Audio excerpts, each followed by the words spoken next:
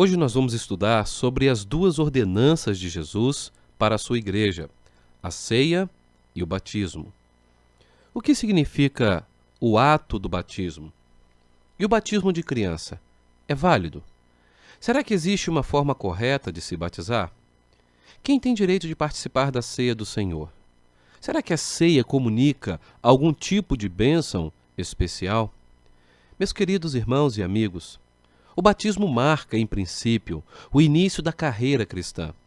Todos os que creem devem ser batizados, conforme Marcos, capítulo 16, verso 16. Esse texto dá a ideia de que para ser salvo é preciso crer e ser batizado.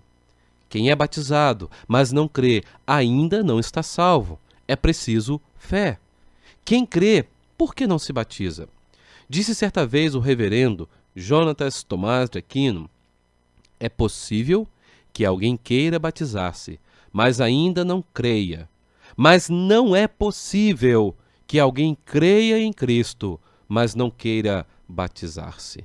O batismo significa a morte do homem velho e o nascimento do homem novo, conforme lemos em Romanos 6, de 3 a 8. Logo, ele deve realizar-se uma só vez. O fato de receber o batismo uma só vez evidencia também o caráter eterno da salvação, que é uma só vez, bem como o fato de ter sido, de uma vez por todas, remidos pelo sangue de Jesus Cristo.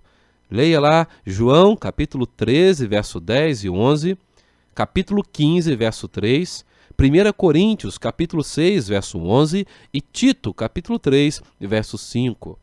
Vejam que o batismo significa ainda que o pecador, agora lavado pelo sangue de Jesus, foi incluído no corpo de Cristo.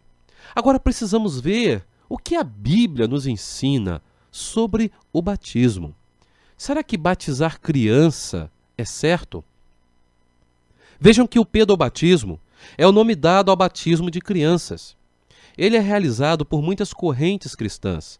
Nesse caso, é preciso uma confirmação posterior do batismo, segundo eles. Mas se cremos que a Bíblia ensina a verdade, podemos entender na própria Bíblia que a fé precede o batismo. Quem crê e for batizado. Lá em Marcos 16, 16 vai falar sobre isso também. Vejam que esta expressão de Jesus comunica uma sequência: crer primeiro, depois o batismo. Vejam que o batismo é um meio de se reconhecer aquele que teve uma genuína transformação, uma experiência de arrependimento, de aceitação, de confissão, de profissão, de salvação. Meus queridos irmãos e amigos, o ímpio foge do batismo, porque ele não se sente bem aonde o nome de Jesus é glorificado. É o Espírito Santo que leva o pecador à salvação, da qual o batismo é o símbolo manifesto. Por isso, o batismo de criança, que não sejam capazes ainda de reconhecer a sua condição de pecadores e, por conseguinte, de se arrepender e de crer em Jesus para a remissão de pecados, foge completamente ao padrão bíblico, conforme nos diz Atos 2:38, tirando assim o paralelismo de identificação entre o batismo e o dom da fé. Deste modo, perde também o seu sentido bíblico, pois não é o batismo meramente uma bênção a ser ministrada ao batizando, mas sim Cristo, mas sim a plenitude da sua salvação. Ora, para tanto é necessário fé, e fé trabalha junto com a razão. Batismo e conversão são inseparáveis. Atos capítulo 2, verso 41, Atos 16, verso 31 a 33. Nós vemos na Bíblia que o batismo era feito na igreja primitiva, por imersão. Vejam que a palavra baptismos, no grego, tem o significado de mergulhar.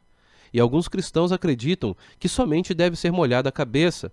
Mas por que Jesus foi batizado no Rio Jordão se só foi para molhar sua cabeça? Poderia ter sido em outro lugar, não poderia? Portanto, ao ser mergulhado no batistério, numa piscina ou num rio, nós estamos dizendo simbolicamente que fomos sepultados com Cristo e ressuscitados com Ele. Queridos, entenda uma coisa muito importante. Não há salvação ou regeneração no batismo. O batismo é um ato simbólico, significando a passagem do crente da vida anterior para a vida nova. Veja o que nos diz Romanos, capítulo 6, verso 4. Fomos, pois, sepultados com ele na morte pelo batismo, para que, como Cristo foi ressuscitado dentre os mortos pela glória do Pai, assim também andemos nós em novidade de vida.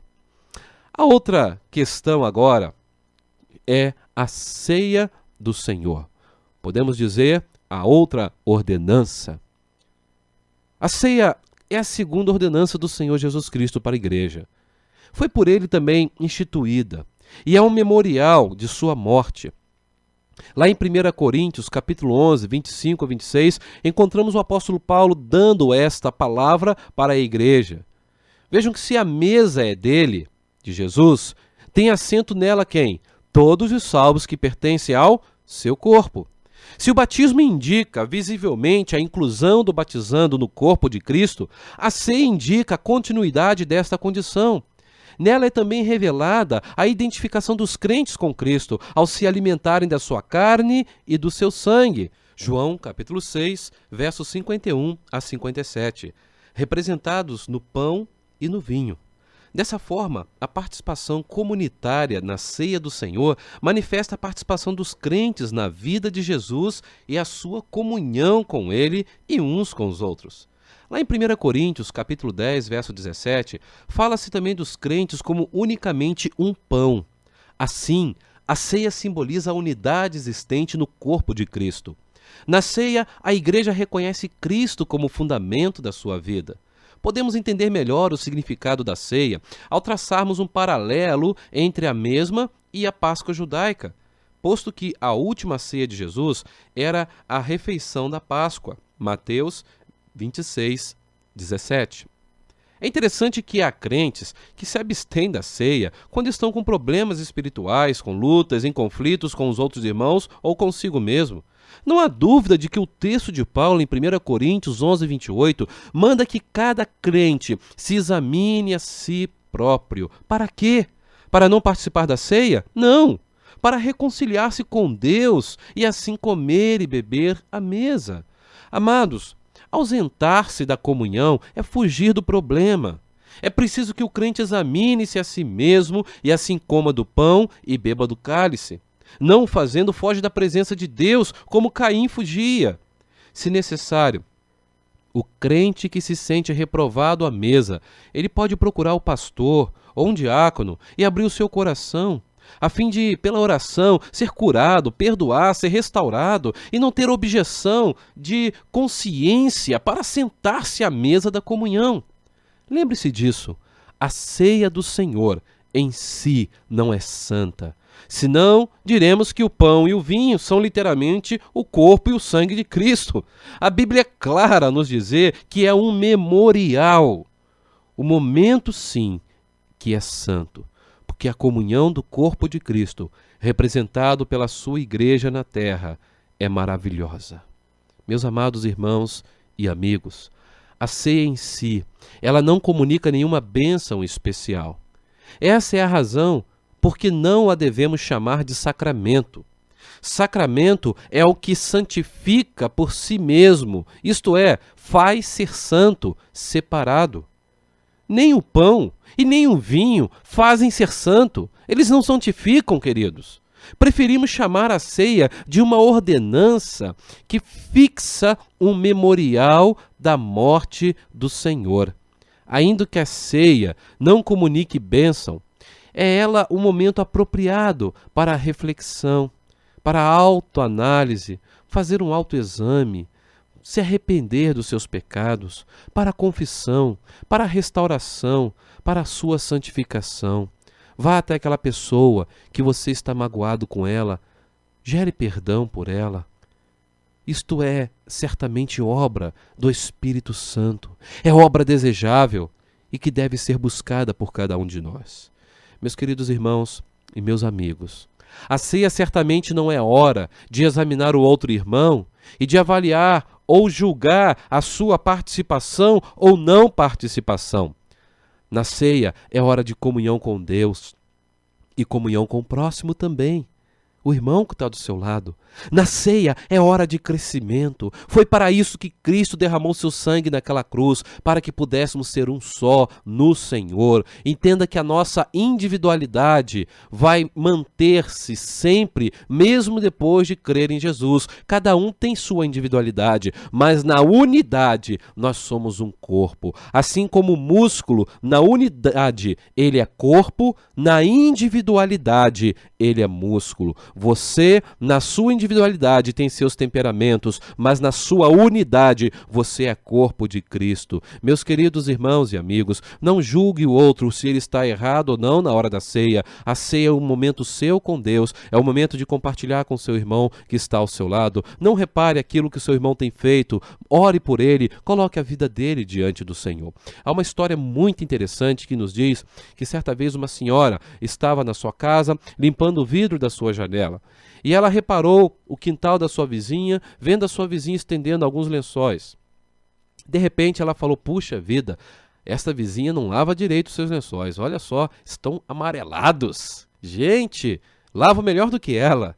E naquele momento ela continuou fazendo as coisas da sua casa. No outro dia, ela chegou novamente ali e concluiu de limpar o vidro da sua janela. E quando ela acabou de limpar, ela olhou e viu que os lençóis da sua vizinha estavam branquíssimos, maravilhosos. E quando ela entendeu, os vidros da sua janela é que estavam completamente sujos. Às vezes é isso que acontece conosco. Queremos olhar muito o erro do outro, mas não estamos vendo o erro que já está em nossa vida. Meus amados irmãos e amigos, lembre-se, a ceia do Senhor em si mesma não é santa, porque senão eu vou dizer que os elementos são santos, mas a ceia é um memorial de que Cristo derramou seu sangue naquela cruz, que Cristo teve o seu corpo rasgado para que eu e você pudéssemos ser um só no Senhor. Que Deus te abençoe nesta manhã a compreender essas duas ordenanças de Jesus para a sua igreja, o batismo e a ceia, e que no próximo domingo possamos estar juntos mais uma vez, aprendendo um pouco mais da palavra do nosso Senhor Jesus Cristo. Que Deus te abençoe, em nome de Jesus. Amém.